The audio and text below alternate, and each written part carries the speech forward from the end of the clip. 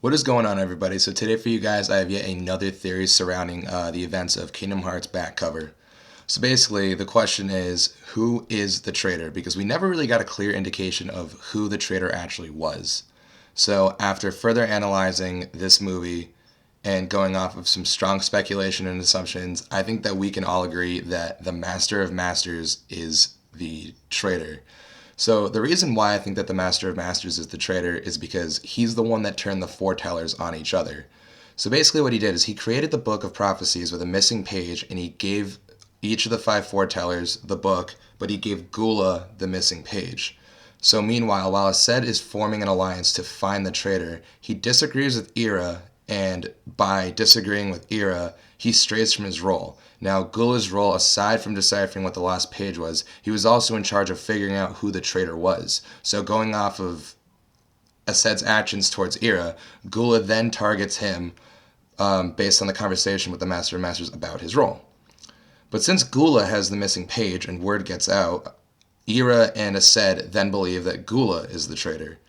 So basically, all of this is just a circle of absolutely nothing. So if you think about it, all of these events and roles were triggered by the Master of Masters.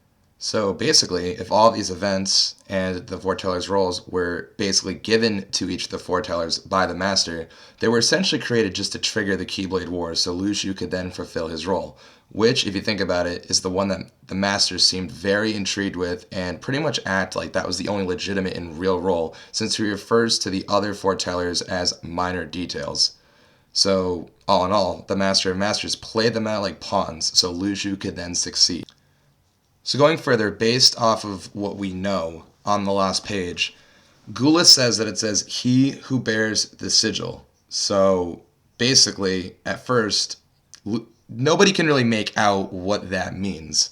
So for what I think it means, I think he's talking about the sigil on the box that the Master of Masters gave to Lu Shu. Because on the sigil, it reads Key Super, which is believed to be Key Superbia, or some variation of the word Superbia, which is the Master's supposed name. So for those who don't know, the foretellers' names are all based off of the seven deadly sins, but they aren't based off of the seven deadly sins, they're based off of the opposite of the seven deadly sins.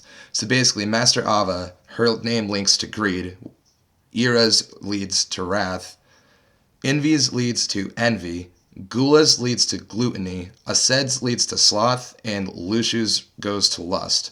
So it's just been speculated that the seventh member, who is the Master of Masters, has to link to Superbia, which means pride or some variation of that.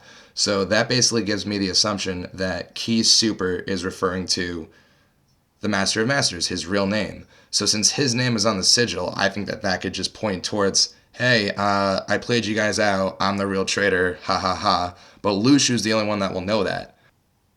So basically, guys, that's the theory. It was really quick, it was really short. Let me know in the comment section below. Do you guys agree with my theory? Do you think that the Master of Masters is in fact the traitor and there was no real traitor between the five foretellers, just merely an idea that he planted in their head just to get them to fight in order for Lu Shu to succeed with his role?